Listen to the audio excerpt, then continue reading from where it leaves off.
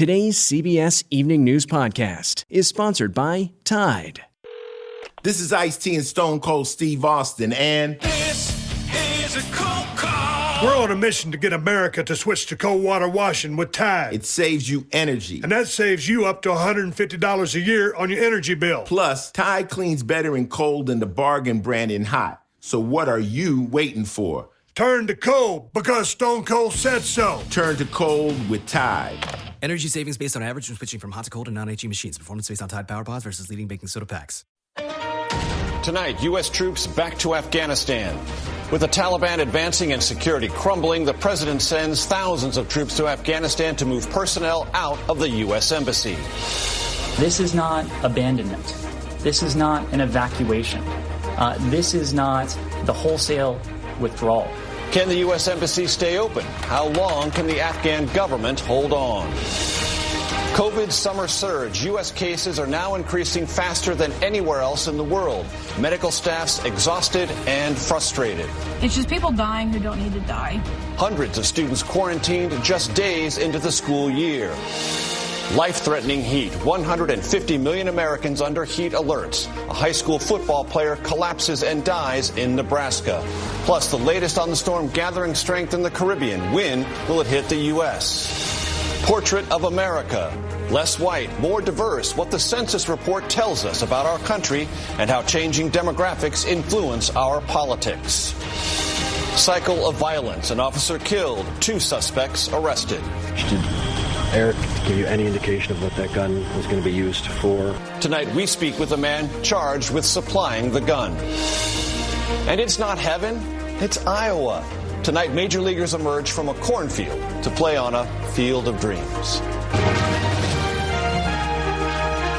This is the CBS Evening News with Norah O'Donnell, reporting from the nation's capital. Good evening, everyone. Thank you for joining us. Norah is off tonight. I'm Major Garrett. We begin in Afghanistan, where, at President Biden's order, the U.S. military is sending thousands of troops to safely remove State Department staff from the embassy in Kabul. The emergency move comes as a Taliban takeover of the country could be weeks, if not days away. And it's all happening with alarming speed. Taliban forces now control 2/3 of Afghanistan, and its second largest city, Kandahar, has just fallen. Some predict the capital will come under attack within 30 days. The U.S.-backed Afghan military has been no match for Taliban fighters who are taking advantage of the vacuum left behind by the U.S. troop withdrawal. We have 2 reports tonight. CBS's David Martin is at the Pentagon, but we begin with CBS's Roxana Saberi in Kabul. Roxana, good evening. Tell us, just how anxious are Afghans tonight? Major, the mood here is grim tonight as each day the Taliban take over more and more key cities. But people here fear Kabul could be next. With stunning speed, Taliban fighters are sweeping across Afghanistan. Today, they took their biggest prize yet, the second largest city, Kandahar, dealing another moral and strategic blow to the Afghan government and their forces. Herat, the country's 3rd biggest city, also collapsed. And after seizing Ghazni, the Taliban now control a city only about 90 miles southwest of Kabul. The group's rapid victories are overwhelming Afghan troops, triggering the U.S. to announce today the significant staff drawdown at its embassy in the coming days. We intend to continue that enduring partnership with the people of Afghanistan and the government of Afghanistan. So this shouldn't be read as any sort of message to the Taliban. But as the U.S. prepares to complete its military withdrawal by the end of this month, this latest move is sure to embolden the Taliban even more. In the city of Farah, a video appears to show insurgents dragging the dead body of an Afghan security force member, shouting, "God is great." And elsewhere, the Taliban are showing off military and police equipment they've seized from American-trained Afghan forces. The violence has pushed hundreds of thousands of people to flee in recent months. Many are coming to Kabul seeking safety. They've left behind their homes, their belongings, and even loved ones killed in the fighting. Shia Mohammed's parents were among the victims. He says shops were set on fire and whole families perished. Can you mute the audio? A State Department spokesman says the decision to draw down staff at the U.S. Embassy is, quote, not abandonment, but for many Afghans, it certainly feels like it. Major? Roxana Saberi, we thank you. The first troops in this new deployment should arrive in Afghanistan within 24 to 48 hours. CBS's David Martin has more on this so-called limited military mission. Faced with predictions the Afghan capital could be under Taliban attack within 30 days, the Pentagon is sending 3,000 combat troops to Kabul's international airport to start pulling out American diplomats. These are infantry battalions that are highly trained and will have the capabilities to support in any manner what the State Department needs to facilitate this reduction. They will fly in from the Persian Gulf and begin moving some of the more than 4,000 State Department employees located at the embassy to the airport. Whether by ground or helicopter will depend on conditions in Kabul. From there, the military will airlift them out of the country, along with Afghans who worked for the U.S. during the war and are trying to escape Taliban revenge. We believe this is the prudent thing to do given the rapidly deteriorating security situation in and around Kabul. The airlift is supposed to be completed by the end of this month, but the troops could stay longer if there are Americans still at the embassy. An additional 3,500 combat troops are being sent to the Persian Gulf in case even more firepower is needed to evacuate Americans in the final days of this 20-year war. Major? David Martin, thanks. We turn now to the COVID pandemic. The U.S. is seeing 3 times more daily cases than any other country. The CDC just reported more than 132,000 infections in a single day, up nearly 25% in a week. And that's giving new urgency to the drive to vaccinate. Here is CBS's Manuel Bojorquez. As the Delta variant spreads, vaccine mandates are accelerating. Today, the nation's largest teachers union announced it is supporting a requirement to get all educators vaccinated or regularly tested. The U.S. Department of Health and Human Services is doing the same for its 25,000 employees. And San Francisco, starting next week, will become the first U.S. city to require anyone going inside businesses to prove they've been fully vaccinated.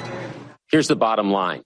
Through vaccination requirements, employers have the power to help end the pandemic.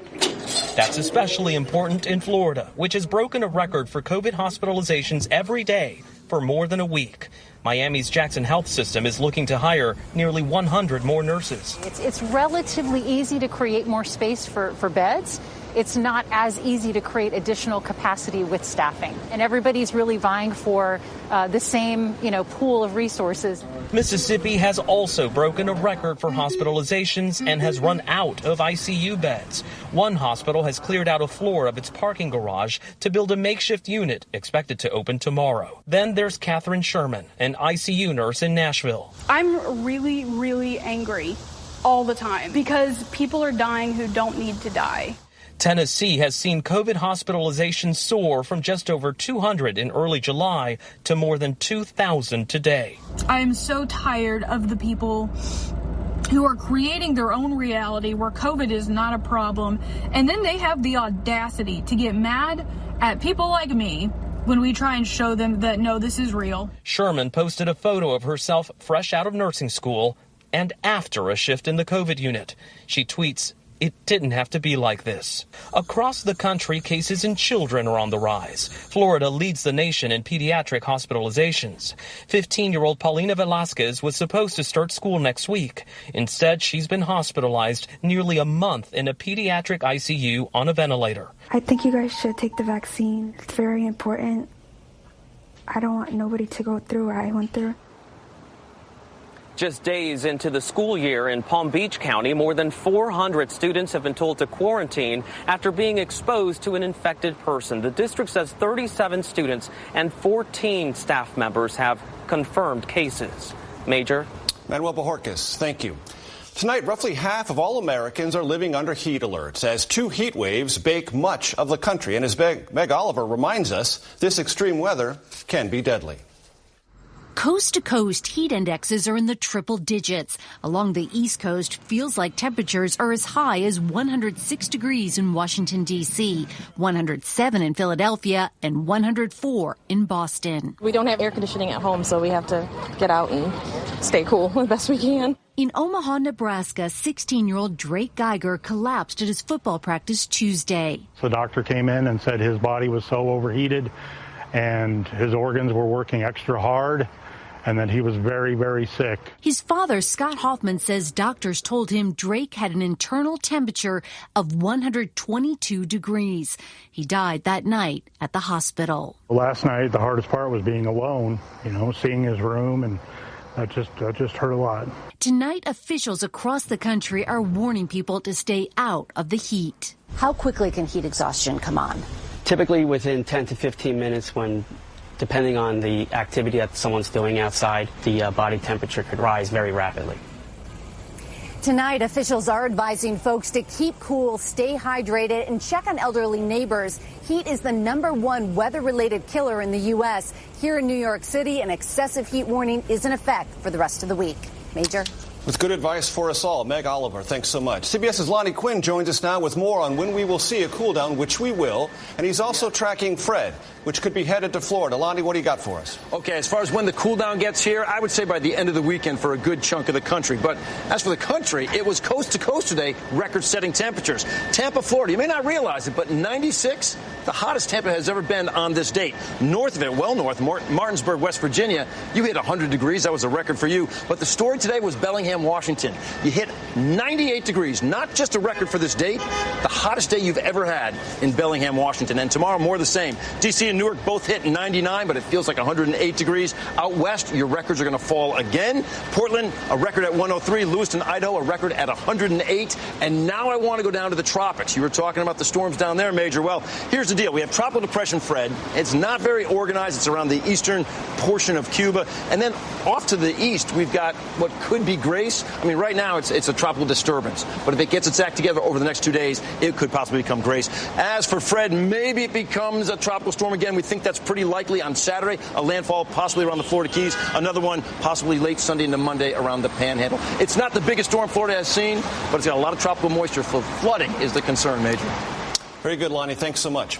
Census data released today reveal an America more diverse than ever, with big increases in those identifying as Hispanic, Asian, or multiracial. CBS's Ed O'Keefe has more on the numbers and what they could mean. New census figures show the nation is diversifying faster than expected. White Americans now account for less than 2/3 of the population. That's down more than 8%. The number of black Americans climbed by single digits, Asians and Latinos by double digits, and people who identify as multiracial spiked 276%. It's not just going to be a white America anymore. It's going to be an America that is very fluid in terms of its race and ethnicity, especially among the younger population. Much more of the country's population is shifting south and west, and more than 8 in 10 Americans live in cities and suburbs. Phoenix has surpassed Philadelphia as the nation's 5th largest city, and in Florida, the Villages, the nation's largest retirement community, is now also the fastest-growing metropolitan area. Local leaders who choose to use this data may make decisions such as where to build roads and hospitals. Fresh proof of the country's rapid diversification will amplify calls for better minority representation in the halls of power. The whole point of doing a census is to make sure that we're able to ensure that our democracy keeps up with the population by reflecting population changes. And the changes come amid ongoing racial tension. A new report documents more than 4,500 anti-Asian hate incidents so far this year. And communities of color are pushing hardest for police reform and voting rights. Ed O'Keefe is here. I'm glad to say that. Walk us through the implications. Well, look, today's figures are essentially the starting gun for a fierce political and legal fight now set to play out in dozens of states that will be redrawing congressional and legislative boundaries. Both Democrats and Republicans gearing up to spend tens of millions of dollars to win those fights. Data, demographics, and destiny. Ed O'Keefe, thanks so much. Tonight we're going to take a close look at the killing of a female Chicago police officer, the first such homicide in more than 30 years. As with many shootings, it involved an illegal gun. Charlie DeMar of our CBS Chicago station, WBBM, looks into how that gun ended up there. Chicago was still in mourning after Officer Ella French was killed and her partner critically wounded during a traffic stop Saturday night. Authorities say 21-year-old Amonte Morgan and his 22-year-old brother Eric were in the car police pulled over. Both face multiple charges, including murder. A weapon was recovered on scene, at the time of the arrest. Investigators say Amonte Morgan used this .22 caliber Glock pistol to shoot the officers. A trace of the serial number showed the semi-automatic was sold at a gun shop in nearby Hammond, Indiana. That led investigators to this man, Jamel Danzy, who federal prosecutors say was a straw purchaser, a man with no criminal record who bought the gun for Eric Morgan, who couldn't have a gun because he's a convicted felon. Back in March, did Eric give you any indication of what that gun was going to be used for, or, why he wanted the gun? No. CBS News spoke exclusively with Danzy last night, shortly after he was released from federal custody. When you heard, about what had happened, what went through your head? Devastated. Officials here have long said illegal guns fuel violent crime. Already this year, there have been 478 murders and roughly 2,100 shootings. So far, more than 7,600 illegal guns have been taken off the streets. Chicago's police superintendent said in a statement that Danzy's release on bond was outrageous, adding that it sets a bad precedent. As for that second officer shot during that traffic stop, he is still in critical condition and in the hospital, Major. Following the evidence, Charlie DeMar, thank you. This is The Takeout with Major Garrett. Our special guest this week, U.S. Surgeon General Dr. Vivek Murthy. Dr. Murthy, why is it necessary for students, teachers, and staff to be masked at school now? It will give them significantly reduced risk from getting COVID-19, which is not something we should take lightly, especially with a new, more dangerous, more transmissible variant. For more from this week's conversation, follow The Takeout with Major Garrett on Apple Podcasts or wherever you get your podcasts. Tonight, Britney Spears' father, Jamie Spears, says he is willing to give up legal control of her finances. The pop star's attorney called it a victory for Britney, and he also promised to pursue allegations of misconduct against her father. Jamie Spears, for his part, insists he's done nothing wrong, but says a public battle with his daughter is not in her best interest. Chicago health officials said today that the recent Lollapalooza Music Festival was not, we repeat, not a COVID super spreader. Nearly 400,000 fans crammed into Grant Park for the 4-day festival. The city reported just 203 COVID cases connected to it, and no one was hospitalized. Officials say about 90% of those who attended were vaccinated. Nearly 60,000 pounds of chicken have been voluntarily recalled for a possible salmonella contamination. These products were sold under the brand names Dutch Farms, Millwood Valley, and Kirkwood. The recall includes frozen, raw, breaded, and stuffed chicken products. If you want to, you can check the packages for the identification number P2375.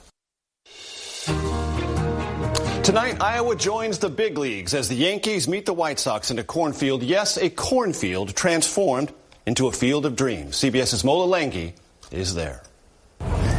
Feels perfect. Just as it did 32 years ago. Unbelievable. It's more than that. It's perfect. In the film, the field is a place where dreams come true. Today, life imitates art. Major League Baseball spent years building this field next to the movie set. If you build, you will come. I mean, to be here, this is a once-in-a-lifetime opportunity. Larry Bailey and his wife drove 500 miles all the way from Kentucky. Whether it's this game or this movie, Bailey wouldn't miss it. To me, it's a perfect baseball movie. It's a sacred story that connects fathers with their sons and daughters. It's something every kid dreams about, even when they're no longer a kid. It's about a father and son relationship. And sorry to say, my dad and I never did play catch together. All the big leaguers probably watched this movie when they're little boys and watched their dads crying when they're, what was that about? Why are you crying? To understand, you gotta be here. You gotta see it. This place is something magical. Bailey is among some 8,000 fans who made the pilgrimage to this baseball holy site. It's like Mecca of America to come here in the baseball world. Is this heaven? It's Iowa. For baseball fans, is there a difference? Mola Lenghi, CBS News, Dyersville, Iowa. You didn't ask, but yes, I cried. On tomorrow's CBS Evening News, a story of true devotion. The Geese that are inseparable in sickness and in health. That's when Steve Hartman goes on the road. And if you can't watch us live, don't forget to set your DVR so you can watch us later. And that is tonight's edition of the CBS Evening News. For Norah O'Donnell, I'm Major Garrett. We thank you so much for watching, and good night.